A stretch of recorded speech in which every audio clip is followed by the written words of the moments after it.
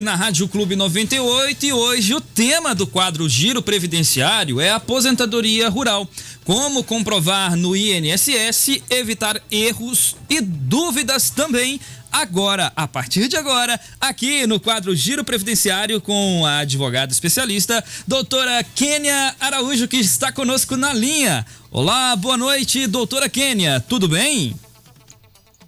Boa noite, Matheus. Boa noite a todos os ouvintes. Mais uma vez um prazer estar participando do seu programa. Obrigada pelo convite. O prazer é sempre nosso, doutora. Lembrando que, caso você esteja nos ouvindo e posteriormente queira assistir a entrevista, ela estará postada na íntegra no nosso canal do YouTube, Rádio Clube 98 de Patos de Minas, e também a gente sobe o tema do quadro Giro Previdenciário para o nosso portal clubenoticia.com.br. E a partir de agora, então, vamos falar de aposentadoria rural. Doutora Kênia, começando logo já no início, quem é considerado trabalhador rural para o INSS? Matheus, inicialmente, antes da gente entrar ao tema, eu quero... À vontade. Dar a todos os ouvintes o AB de Patos de Minas e de toda a nossa região. No dia 22 de abril, agora, nós vamos realizar um webinar. Vai ser um encontro online, um curso online que vai ser ministrado pelo IEPREV, né? Direcionado pelo IEPREV, e ele tem a parceria da UAB Patos de Minas. Eu, como coordenadora do IEPREV aqui na região, vou ser mediadora desse encontro jurídico que nós vamos fazer online. E nesse encontro jurídico, nós vamos tratar justamente desse tema, aposentadoria por idade rural. Nós vamos trazer nesse nosso encontro, Matheus, um dos maiores doutrinadores na área, que é a doutora Jane Berwanger. Ela é autora de livros, ela é doutora em Direito Previdenciário pela PUC São Paulo. As obras dela são citadas nas decisões dos tribunais superiores, também da Turma Nacional de Uniformização. Vamos contar com a participação também do Dr. Wagmar Roberto Silva. Dr. Wagmar, ele é juiz federal aqui na comarca de Patos de Minas, atuante aqui na 2ª Vara Federal. E vamos ter também a participação de um advogado chamado Dyson Portanova, que também é especialista em direito previdenciário. Ele vem tratar, para nós advogados especificamente, ele vai falar sobre os honorários contratuais e os honorários de sucumbência e a valorização da advocacia previdenciária. Então, é um tema de suma importância que ele vai abranger tanto ao segurado da Previdência Social, que é o trabalhador rural, né, ou também aquele que trabalha em regime de economia familiar, e também os operadores do direito. Então, fica aí o nosso convite para que todos possam participar conosco no dia 22 de abril, de 8h30 da manhã às 13 horas. Inscrições pelo site do IEPREV, www.ieprev.com.br. Depois a gente envia para você aí para fazer a divulgação e deixar o link de inscrição para o pessoal. Então vamos lá. Nós vamos hoje, então, o nosso tema, nós vamos falar sobre a aposentadoria por idade rural. A aposentadoria por idade rural, como nós já falamos aí outras vezes, ela não sofreu modificações com a reforma da Previdência. Mantém-se a idade rural, que para o homem é 60 anos de idade, para a mulher 55 anos. Essa categoria de segurados, ela tem essa possibilidade de aposentar com menos 5 anos, né, do que a aposentadoria comum, que para o trabalhador urbano é 60 anos de idade até na emenda, e progressivamente ele vai aumentando até 62 anos de idade. Atualmente, a idade da mulher urbana é 61 anos. Importante trazer essa diferenciação, porque também é possível, Matheus, a gente unir os dois tempos, o tempo urbano e o tempo rural. Aí mais para frente nós vamos falar. Então, o segurado trabalhador rural, nós temos aquele que trabalha na categoria de empregado, que é aquele que tem a carteira assinada, né, trabalha regido pela CLT, e temos também aquele que trabalha em regime de economia familiar, para sua subsistência. que trabalha, né, no aglomerado de terras aí, não superior a 4 módulos fiscais, que hoje cada módulo fiscal na nossa região é 40 hectares, então a terra não pode ser maior, uma terra produtiva maior do que 160 hectares. Então, em linhas gerais, esse é o nosso trabalhador rural.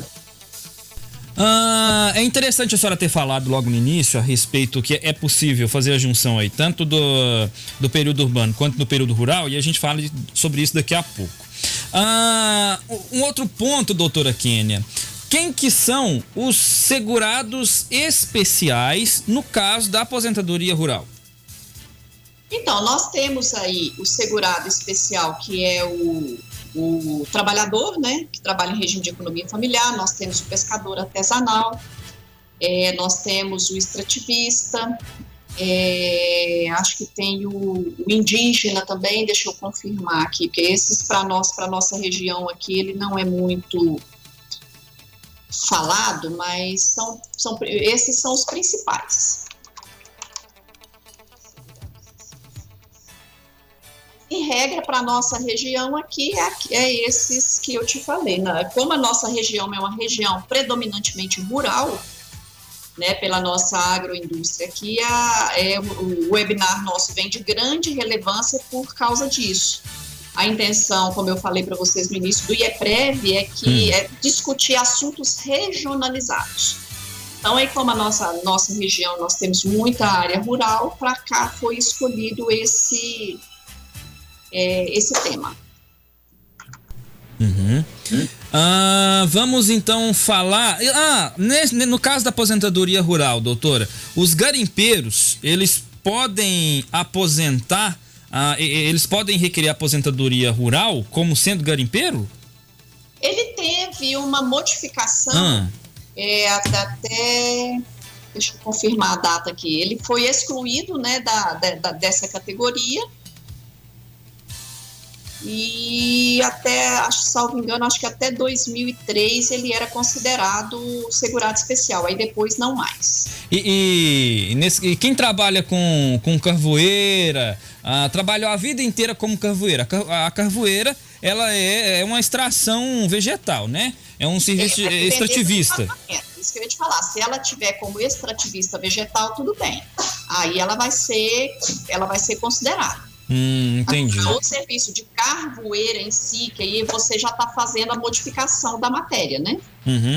Aí tem que analisar o caso concreto para ver qual que é a atividade da empresa, né, que está ali no exercício dessa atividade, para ver se ela vai ser considerada urbana ou rural.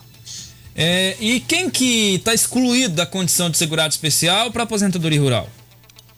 Aqueles que exploram terra acima de 4 módulos fiscais. 40 hectares, né, que a senhora falou. 40 hectares ou módulo fiscal. Então, como nós temos 4, então a terra não pode ser superior a terra produtiva superior a 160 hectares. O que quer dizer esse módulo fiscal? Esse módulo fiscal é uma área que é utilizada para fins de imposto. Sim. Então, ele veio regulamentado aí pela Lei 11.718, né, de 2008. Ela trouxe esse tamanho de área para ser considerado ou não segurado especial. O que é importante a gente chamar a atenção a respeito disso daí é que mesmo que a área seja maior que 160 módulos fiscais, é possível, sim, haver o enquadramento. Aí você tem que fazer a prova de que a terra não é toda produtiva, né? Aí tem aquele CAR, que é o Cadastro Ambiental Rural. Então, mesmo que a terra seja maior que 160 módulos fiscais e que se ela não for toda produtiva, é possível excluir essa área e analisar apenas a área produtiva. Agora, eu queria que a senhora citasse também, para que o ouvinte possa entender, os tipos de fonte de renda que não descaracterizam a condição de segurado especial para aposentadoria rural, mas que é uma atividade que acontece no meio rural. Porque, por exemplo, pode ter um hotel fazenda, as pessoas podem trabalhar nesse hotel fazenda, mas hotel geralmente é uma atividade urbana. quando assina-se carteira como uma atividade urbana, porque é hotel, né? Mas aí o hotel fazenda, uma pousada no meio rural, que é esses que eu estou citando para a senhora, é uma atividade turística, né? Atividade artesanal, mas feita no meio rural também. E os casos incomuns e mais comuns que acontecem nesse sentido da aposentadoria rural, mas que não exclui o beneficiário do INSS de requerer a aposentadoria rural. Olha, ela não vai descaracterizar se ela não for a principal fonte de renda, né? E se ela não for exercida acima, por exemplo, a atividade urbana, que ela pode ser exercida, ele pode exercer durante 120 dias no ano, por exemplo. Então, durante 120 dias no ano, a pessoa, para não ter a sua atividade rural descaracterizada, ela não pode ultrapassar esses 120 dias. Então, ela pode ser um empregado de 120 dias, 3 empregados de 40 dias, 2 empregados de 60. Então, a soma dos dias não pode ultrapassar 160. Isso no exercício da atividade... na contratação de empregados, porque uma das formas que descaracteriza a atividade rural também é a contratação de empregados no ambiente rural. Do que você perguntou aí, as cooperativas formadas pelos produtores, o hotel fazenda, utilizado ali na área eminentemente rural, ele também não descaracteriza, ele vai descaracterizar se for de ampla, como é que eu vou te explicar, de ampla abrangência. Aí nessas situações, aí vai descaracterizar, enquadrando como atividade urbana. Aí tem que ver qual que vai ser a atividade preponderante dessa pousada, por exemplo. Entendi. Então, assim, a gente tem que... É complicado, assim, você citar, porque você tem que analisar a atividade principal da empresa. Eu tenho participação do ouvinte. O ouvinte pode mandar pergunta. Infelizmente a gente está com o nosso telefone com um pequeno probleminha, já está sendo solucionado. A nossa equipe técnica já está buscando o suporte necessário para que essa correção seja feita, por isso as ligações ao vivo não estão acontecendo. Mas você pode participar comigo no 991050439 e perguntar para a doutora Kênia a dúvida que você tiver. Hoje o tema aqui do Giro Previdenciário é a aposentadoria rural. Os requisitos da aposentadoria rural, doutora Kênia, quais são? Bom, o homem tem que ter 60 anos de idade e mulher 55 anos. E nos 15 anos que antecedem o requerimento administrativo, ele deve comprovar o exercício da atividade rural, mesmo que de maneira descontínua.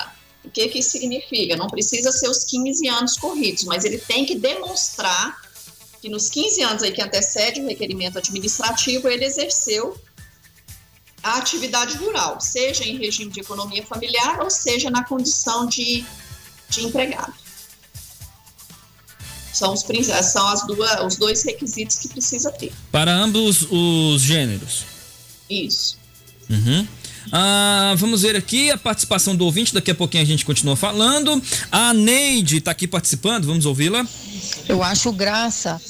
Eu tenho um irmão, é claro que ele tem só 52 anos, só que ele já fez angioplastia, ele já arrumou um stent no coração, ele teve que fazer cateterismo, angioplastia só não adiantou, e pede para aposentar e não consegue, mexe com tudo lá na zona rural, lá no meu pai, com roça, com gado, com tudo, e meu pai tem só 7 hectares de terra, 8 hectares de terra, e ele não aposenta, e ele que faz de tudo, porque o meu pai já não está dando conta de mais nada, que ele já está com 78 anos, eu não sei por que ele não pode aposentar, e os médicos pedem que ele não pode esforçar, e ele esforça fazendo tudo quanto há. E aí, doutora Kênia? Ela falou que é o quê? O irmão dela? Isso, o irmão dela.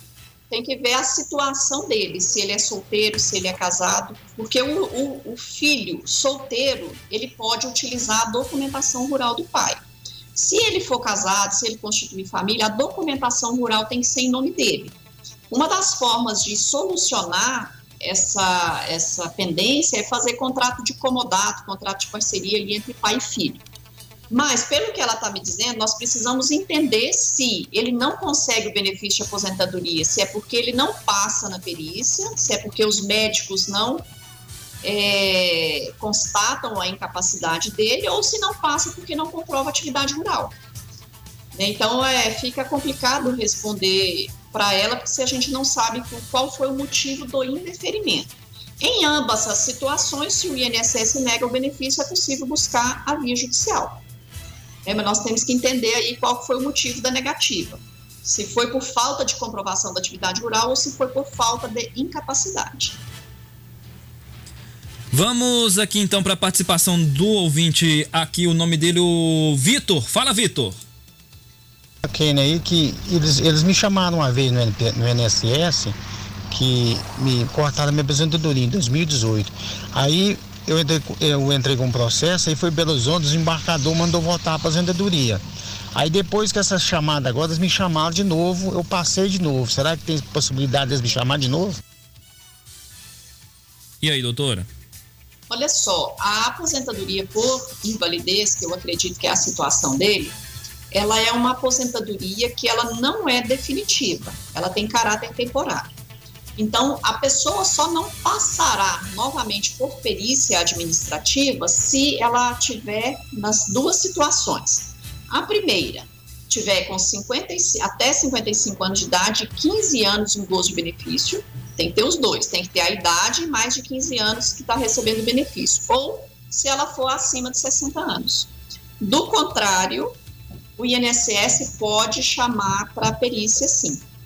Então, mesmo que ela seja concedida judicial ou não, ele pode, o INSS chama aí a cada 6 meses, até 2 anos é o prazo que ele está levando, mas, salvo engano, a reforma da Previdência trouxe esse período de 6 meses para reavaliação. Aí, se ele não se enquadrar em nenhuma dessas duas situações, ele vai ser chamado, sim, para verificar se mantém a incapacidade. Doutora, antes da gente trazer aqui à tona mais participações do ouvinte, a senhora falou a respeito da documentação e é uma das perguntas que eu tenho aqui para a senhora. Qual que é a documentação necessária para requerer a aposentadoria rural? Olha, nós temos uma vasta lista de documentos. É importante falar que nesses documentos, se for, por exemplo, no nome do esposo, que é o que normalmente é a documentação que fica, né, para comprovação do grupo familiar, escritura da terra, ITR, CCIR, o ITR é o Imposto Territorial Rural. Uhum. Nós temos aí notas fiscais de produtos que são utilizados, declaração escolar, certidão de nascimento de filhos, certidão de batismo,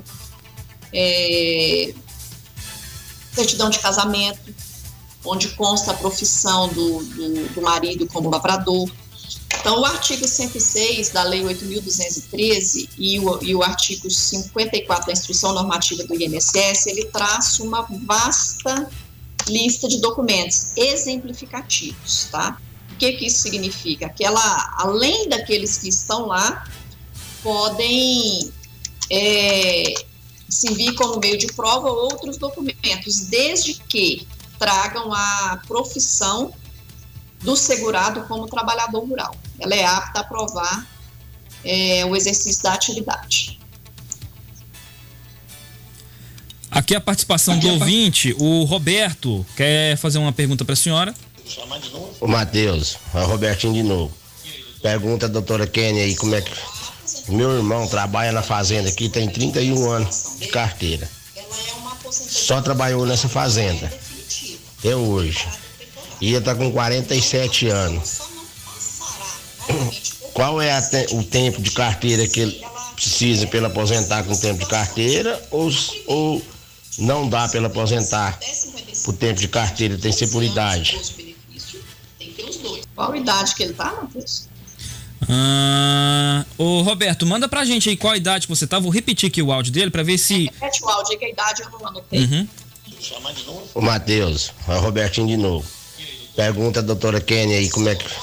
O meu irmão trabalha na fazenda aqui, tem 31 anos de carteira. 31 anos de carteira. Só trabalhou nessa fazenda. Eu hoje. E ele tá com 47 anos. 47 anos de idade. Qual é o tempo de carteira que ele precisa para ele aposentar com o tempo de carteira? Ou não dá para ele aposentar por tempo de carteira, tem que ser por idade? Então, aí no caso dele, Matheus, vai ter que ser analisado qual vai ser a regra que ele vai enquadrar, porque na data da emenda ele não contava com 33 anos, né? Se hoje ele está com 31, então aqui ele não daria a data da emenda. E a idade dele aqui, ó, o homem, se a atividade dele foi, ele fala que trabalha na zona rural, mas a gente não sabe qual é o exercício da atividade dele. Se for predominantemente rural, ele vai aposentar aos 60 anos de idade, certo? Uhum. Aí, como ele está aí com 31 anos, aí vai ter que verificar se ele entra na regra de transição para, provavelmente na regra 3, que é o pedágio de 50%. Então, se hoje nós estamos em 2021, ele está com 31, lá na época ele poderia estar com 29. Uhum. Então, tem que analisar o caso dele para ver se ele enquadra na regra de transição dessa 50% de pedágio para atingir o tempo que faltava. Provavelmente, a única que ele vai enquadrar provavelmente é essa. Ou então aos 60 anos de idade. Porque se não tivesse havido a reforma da Previdência, ele aposentaria com 35 anos. Mas como houve a reforma da Previdência, e aos 35 anos ele não vai aposentar. Entendi. Eu tenho mais participação aqui, doutora, do Bechó. Ô, Matheus, boa noite. Pergunta pra doutora aí, igual eu pago o INCA, eu tenho terra. A época que eu trabalhei urbano, igual em mineração, eu trabalhei muito em mineração lá na Mineira, lá em Vazante, se enquadra com o INCA. Onde consta a profissão. Se dá para inteirar. Eu tenho uns 5 anos de mineração e vou pagar uns 12 anos de INCA. Dá para juntar um com o outro ou não? Pergunta ela aí. E aí, doutora, dá para juntar um com o outro ou não? Qual idade que ele tá, será, hein? Porque aí o que acontece? Pra ele juntar. Eu só pedir, ô Bechó, manda a sua idade aqui pra gente, por favor. Pode falar, doutora, desculpa interromper. Quando ele quer juntar tempo urbano e tempo rural, o que vai acontecer? Ele tem que ter os 15 anos de carência, certo? E a idade de 65 anos. Como ele está falando aí que trabalhou em mineradora, dependendo da atividade dele, ele pode ser considerado uma atividade especial e ter o direito ao reconhecimento desse tempo e a conversão para o tempo comum. Então, aí nós temos que verificar se a mineração dele, se ela vai enquadrar com 15 ou com 20 anos, provavelmente é de 20, e fazer a conversão de tempo para que ele atinja o tempo necessário aí para a aposentadoria. Ele respondeu se ele tiver só 12 anos de atividade rural e não tiver mais nada, aí a aposentadoria dele vai ser por idade, aí esses 15 anos a gente não pode converter. Porque na aposentadoria, a mineradora não dá para converter, porque na aposentadoria por idade não é possível essa conversão, só na de tempo de contribuição. Aí tem que ver se ele não tem mais tempo no CNIS. Ele tem 54 anos. 54 anos, ele vai aposentar aos 65. Se ele for utilizar, olha só, se ele está com 54, se ele utilizar só o período da roça, ele aposenta aos 60 e com 15 anos de atividade rural.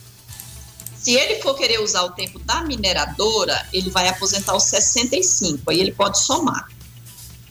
Então aí é verificar o que é melhor para ele. Tá mais fácil chegar à idade de 60. Pois é, eu acho que nesse caso aqui do Bechó, nesse caso aqui é utilizar só o período rural, né, doutora? Principalmente se ele é do período rural, se é o segurado que não contribui, né? Porque o mesmo segurado rural, se ele vende, né, a mercadoria, a produção que sobra, ele é segurado obrigatório e ele tem que reter INSS disso daí. Se ele é daquele segurado que vive em regime de economia familiar, que vai contar os 15 anos sem contribuição, ele vai aposentar com um salário mínimo. Então, o tempo dele de 15 anos aqui e a idade de 60 vai chegar primeiro do que a de 65, para ele poder juntar o tempo da mineira. Eu tenho mais participação do ouvinte, mas antes a gente vai passando mais uma pincelada aqui no assunto de aposentadoria rural. Um outro tema: como é possível agendar a aposentadoria rural, doutora? Ela segue o processo de agendamento, ele segue como nas outras modalidades da Previdência?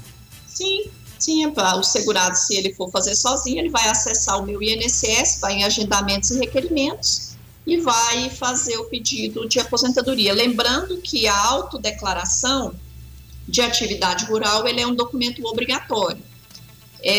Semana passada nós falamos sobre isso. Antes era feita uma declaração emitida pelo Sindicato Rural, Sindicato dos Trabalhadores Rurais. A partir de 2019, salvo engano, acho que é 2019 mesmo, foi excluída essa declaração do sindicato e foi incluída essa autodeclaração do segurado. Então, o segurado, ele vai se autodeclarar trabalhador rural, ele vai preencher essa autodeclaração e, com base na documentação, e vai fazer o requerimento no INSS, juntando essa autodeclaração e também os documentos que comprovam o exercício da atividade rural. Lembrando que homem 60 anos, mulher 55 anos. E 15 anos de atividade rural no momento aí que antecede o requerimento administrativo. Se eu estou pedindo hoje em 2021, de 2006 para cá, eu tenho pelo menos que comprovar. Administrativamente, a gente tem essa vantagem de poder contar o tempo remoto. O que a gente chama de tempo remoto? É aquele tempo que está fora desses 15 anos. Por exemplo, se eu trabalhei lá em 2099 e quero juntar esses 15 anos para contar hoje, administrativamente, que a gente chama, né, no INSS é possível fazer essa contagem. Judicialmente, não. O exercício da atividade rural, no Juizado Especial Federal, né, na nossa Justiça Federal de primeira instância, tem colocado que esses 15 anos tem que ser nos 15 anos que antecede o requerimento administrativo. Então, de 2006 para trás. Então, tem que ter essa atenção. Doutora, é possível, é um assunto aleatório, mas é uma dúvida pessoal minha, é possível que o INSS pague valores abaixo do salário mínimo ou o mínimo é o mínimo pago pelo INSS? Os benefícios previdenciários, nenhum deles são inferiores ao salário mínimo. Ótimo. O valor... Aliás, corrigindo, o auxílio acidente é possível receber abaixo do salário mínimo. E o salário família também, mas os demais, todos, a base de cálculo é o salário mínimo. Aí você vai ter pensão por morte, por exemplo, que você tem aí 3 dependentes, aí é o salário mínimo dividido por 3 dependentes. Mas não quer dizer que o benefício é inferior ao salário mínimo. É porque os dependentes... o salário mínimo é rateado entre eles. Doutora, o valor pago para a aposentadoria rural, nesse caso aqui, quanto se paga o valor integral da aposentadoria rural? Depende do que para chegar num valor para pagar a pessoa que vai ser beneficiada com a aposentadoria rural? Se for o segurado especial em regime de economia familiar, esse que não contribui em regra para a Previdência, o cálculo dele vai ser um salário mínimo. Os demais, se eles contribuem para a Previdência, aí é feita uma média aritmética. Aí ele entra no sistema de cálculo, aí vai para poder encontrar o valor do benefício que vai ser pago. Aí depende da contribuição que é feita. Tem aqui a Maria Ângela, boa noite, Matheus e doutora Kênia. Qual tempo de contribuição precisa ter as mulheres do meio rural? Não, do meio urbano, desculpe. E quando a pessoa atingir o tempo de contribuição e não tem a idade ainda, pode parar de pagar até chegar à idade? Olha só, nós temos aí a Lei 10.666 de 2003. Essa lei, ela fala que uma vez implementado o requisito da idade, implementado o tempo de contribuição e a pessoa não tem a idade, ela pode requerer esse benefício posteriormente, mesmo que ela deixe de pagar a Previdência Social. Ou seja, se ela implementou hoje, eu tenho os 15 anos que eu preciso ter de tempo de contribuição e de carência, porque hoje, após a reforma da Previdência, existem os dois, tempo de contribuição e carência. Qual que é a diferença de um com o outro? Tempo de contribuição é o tempo efetivamente pago, tempo contribuído. Se eu trabalhei 10 anos no mês, 10 dias no mês, vai contar como tempo de contribuição só esses 10 dias. Se eu trabalhei 10 dias no mês, vai contar como carência os 30 dias. Aí, então, agora com a reforma, eu preciso ter o tempo de contribuição de 15 anos, certo? Se hoje eu tenho já os 15 anos de contribuição e só estou com 60 anos de idade e quero pagar de pagar a Previdência, ele pode parar de pagar. Porque a hora que chegar lá aos 61 anos, ela vai poder requerer novamente, ela vai poder requerer o benefício e vai estar cumprida a carência de 15 anos. A atenção que eu chamo para essa pessoa que fez essa pergunta é o seguinte: hoje ela está, por exemplo, no meu exemplo aqui, ela está com 60 anos de idade. A mulher hoje aposenta, vamos mudar o exemplo aqui, vamos supor que ela esteja com 58 anos, porque aí ela dá perda da qualidade segurada. Se ela tem 58 anos e já tem os 15 e fala, não quero pagar mais. Tudo bem, ela pode parar de pagar, que para o benefício programável, que é a aposentadoria por idade, a hora que chegar aos 65 anos, ela vai ter o direito ao benefício. Mas o que acontecer com ela daqui para frente, de 58 aos 61 anos, se ela perder a qualidade segurada, ou seja, se ela ficar mais de 12 meses sem pagar e não enquadrar nas situações que é o período de graça, que é aquele período que a pessoa recebe o benefício do INSS mesmo sem estar pagando, se acontecer aqui, por exemplo, o evento morte, ela não vai gerar pensão por morte. Se acontecer a invalidez, ela não vai receber benefício por invalidez, daqueles casos que não isentam de carência.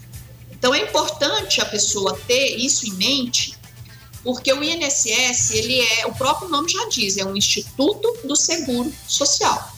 Ele está ali para poder te atender em momentos de incapacidade, em momentos de morte, entendeu? Então, são esses benefícios não programáveis que a gente chama. É aquele evento que ocorre sem você estar esperando. Agora, os programáveis, como a aposentadoria por idade, do jeito que ela colocou aí, ela sabe que se ela chegar lá aos 61 anos, ela vai aposentar. O problema é o que acontecer até lá. Se adoecer, não recebe benefício por incapacidade, não aposenta por invalidez, e se falecer sem ter a qualidade segurada, não deixa pensão para os dependentes. Doutora, então, uma sugestão que eu dou, Matheus, para essa pessoa que já completou o tempo aqui, para ela manter a qualidade segurada, ela fazer pelo menos uma contribuição no ano. Porque o segurado, ele mantém a qualidade de segurado por 12 meses após a última contribuição. Então, se não aconteceu nada aí, você não teve seguro-desemprego, se não tem aí mais de 120 contribuições ininterruptas, aí ela vai receber só os 12 meses. Porque esses 12 meses, eles podem ser prorrogados até 36, dependendo da situação. Mas vamos na regra base. Se ela só enquadra nos 12 meses de período de graça, ela não pode deixar de pagar por mais de 12 meses. Então, se já tem os 15 anos contribuído, faz uma contribuição no mês, no ano, 1, 2 no ano, que ela mantém a qualidade segurada, né, para esses eventos aí que eu te falei de infortúnios, né? Ela mantém a qualidade segurada e caso ocorra alguma coisa, ela consegue receber o benefício. Doutor, eu tenho que fazer um rápido intervalo comercial, peço que a senhora fique na linha e aguarde só um minutinho que a gente tem mais participação do ouvinte logo em seguida.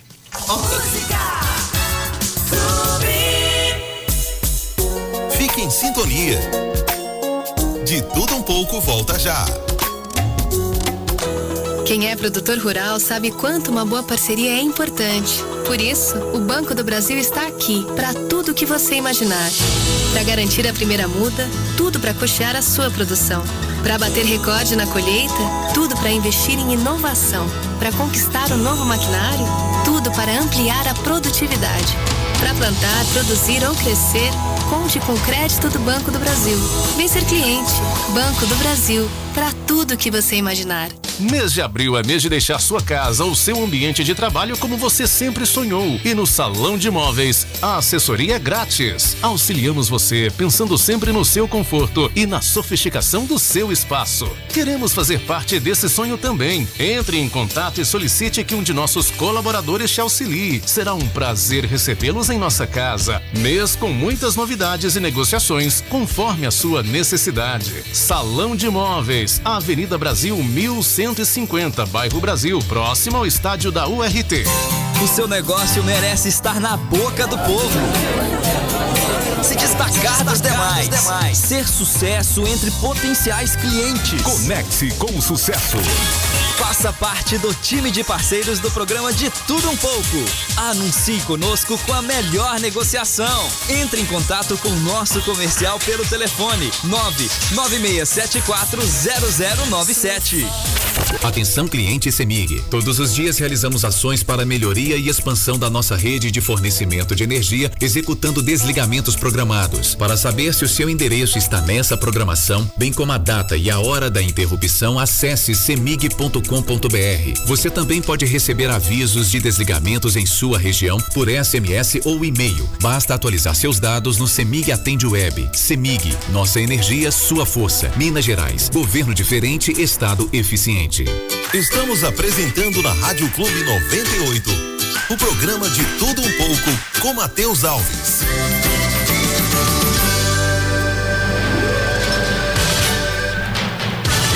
De volta com o quadro Giro Previdenciário e tem participação do ouvinte. Vamos ouvir a Maria Miranda. Matheus, meu irmão trabalhou em trator desde os 12 anos, sabe? E hoje ele está com 52 anos. Agora ele é operador de máquina. E tem muito tempo, sabe? Que ele é operador de máquina. Em quanto tempo que ele vai aposentar? E aí, doutora? O operador de máquinas, Matheus, ele descaracteriza em regra como serviço rural. E esse que tem a prerrogativa, né, de aposentar com redução da idade. Mas ele tem a possibilidade de enquadrar como atividade especial, principalmente aqui em razão do ruído ou produtos químicos. Então, dependendo do tipo de máquina, né, por isso que eu falo, isso aqui a gente responde em linhas gerais, mas ele tem que ser analisado o caso concreto. Né, tem alguns operadores que são desenquadrados, né, desse exercício da atividade rural. E tem alguns que são considerados atividade especial, e se ficar enquadrado o risco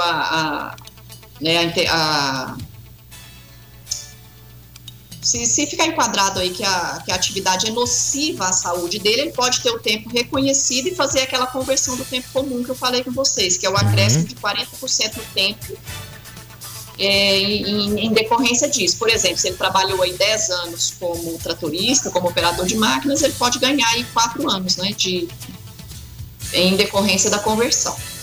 Então aí tem que verificar como que é a forma de trabalho dele lá, se ele é enquadrado, se está na carteira de trabalho dele como operador mesmo. A Neide. Ele é solteiro e ele já tentou com uma pessoa para ver se aposentava e não conseguiu. No caso do irmão que mora com o pai no meio rural e até hoje não conseguiu aposentar, doutora, está aqui participando conosco. A senhora quer comentar? Ela falou que já tentou. Será que fez judicial? Tem que verificar as provas que foram produzidas, né? Tem que verificar o porquê que não reconheceu o tempo dele, rural. Aqui a participação. Boa noite, pessoal da Rádio Clube. Boa noite, doutora. Deixa eu fazer uma pergunta para vocês. Minha mãe, ela trabalhou a vida inteira na roça. Na verdade, a infância inteira na roça. Depois ela veio para a cidade, trabalhou na cidade. Ela é nova, tem 50 anos. Mas ela tá bem judiada, sabe? Tem, assim, previsão de quando que aposenta? Esses anos da roça conta mais? Tá aqui a participação do Arthur Borges, doutor. Arthur, a atividade rural, administrativamente, tanto na justiça, já é pacífico que a partir dos 12 anos a gente consegue provar. Tem algumas decisões, inclusive tem uma ação civil pública que determina que o INSS faça esse reconhecimento, inclusive antes dos 12 anos.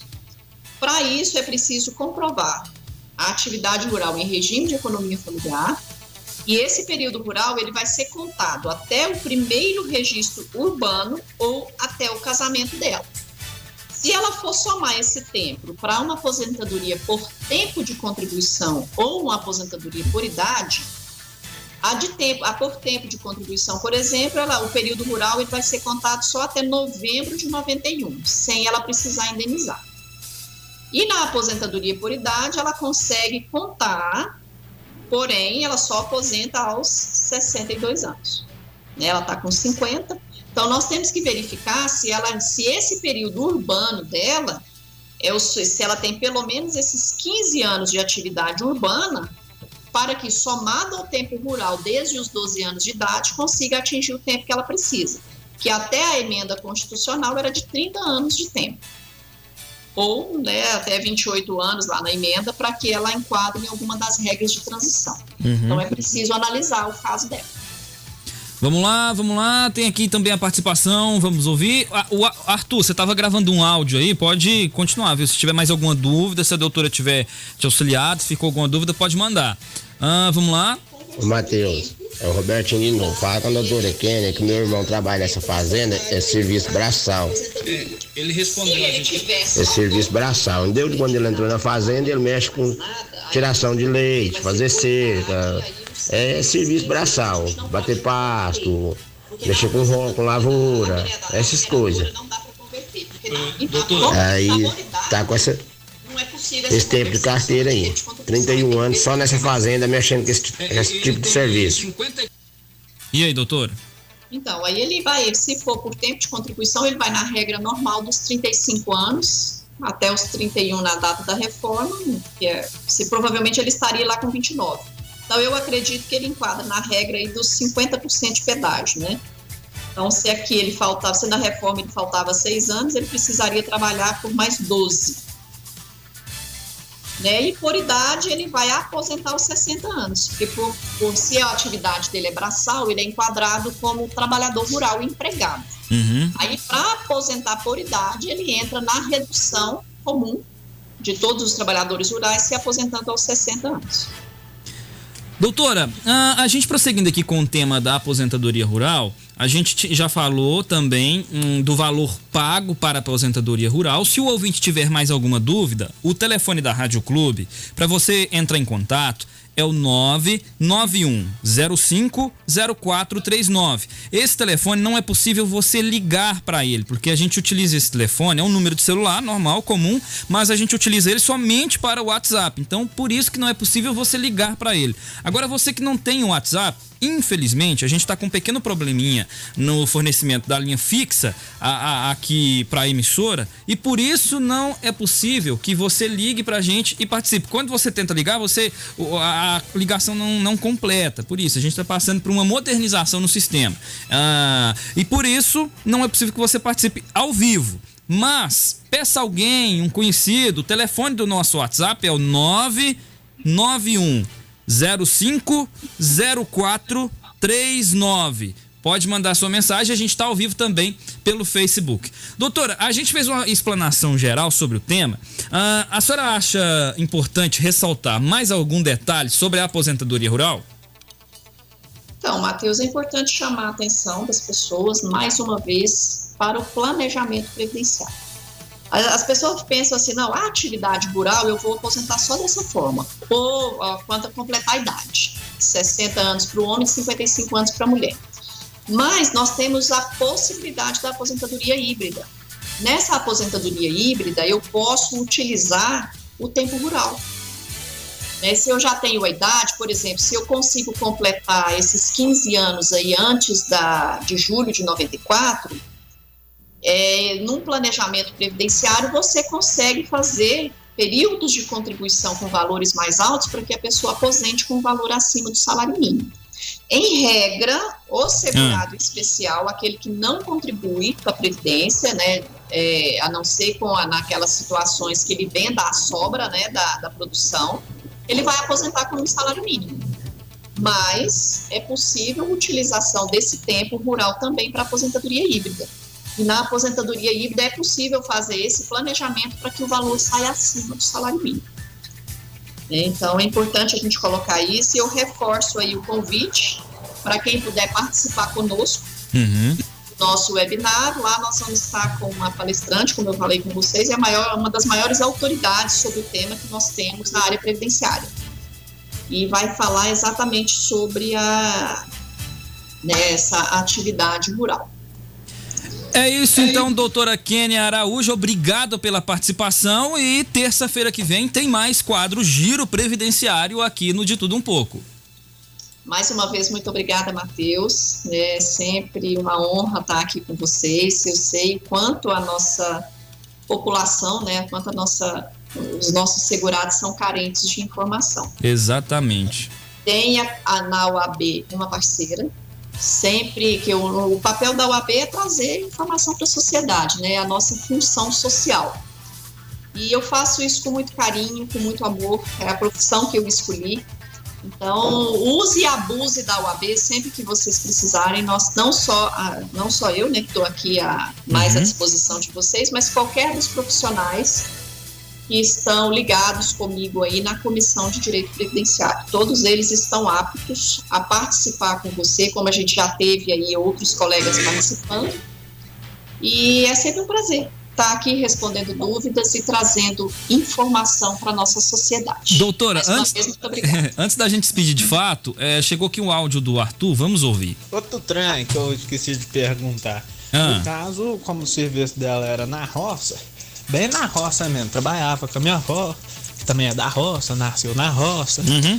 E aí o que acontece? Não tem jeito de comprovar isso, não tem? Como que eu comprovo que ela viveu a vida toda na roça? Pela minha avó, porque minha avó, ela sabe, cuidou dos filhos na roça. E aí, doutora, a senhora conseguiu ouvir certinho?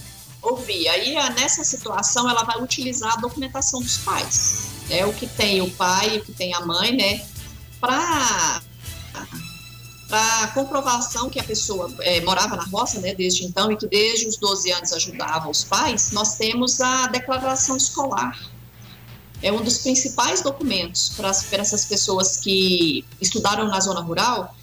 A Superintendência de Ensino, ela emite uma declaração escolar, que a pessoa estudou na zona rural e que a profissão do pai dela naqueles anos lá era lavrador.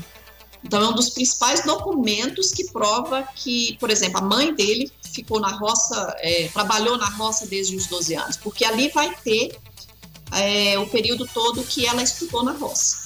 E a partir de então, ela vai utilizar esse documento em nome dela, só esse documento em nome dela, porque uma pessoa de 12 anos de idade, ela não tem como ter documento rural em nome dela. Então, esse documento, é a declaração do PSF, que é o Posto de Saúde da Família, esses cadastros que tem em zona rural. Pode ter, por exemplo, primeira Eucaristia, batizado, pode ter sido madrinha, pode ter sido testemunha de casamento de alguém, tudo que comprove que o domicílio dela é na zona rural. Mas o documento que comprove a posse da terra, o que produz, o que faz, é no nome do pai. Então é a forma que a gente tem de comprovar isso daí. É isso agora então, doutora. Até terça-feira que vem novamente. E, é claro, a população tem esse espaço à disposição e tem à disposição também os profissionais da OAB para auxílio. Valeu demais, doutora Kênia. Uma ótima noite e amanhã feriado, é claro. Bom descanso. Muito obrigada, Matheus, e aguardo vocês quinta-feira no nosso webinar. Inscrições pelo site www.ieprev.com.br. Muito obrigada. Valeu, tchau, tchau. A participação da advogada especialista em direito previdenciário e presidente da comissão, direito previdenciarista da OAB de Patos de Minas, Kênia Araújo, aqui no De Tudo Um Pouco. Agora tem Pedro Bento e Zé da Estrada, 7 palavras. Boa noite.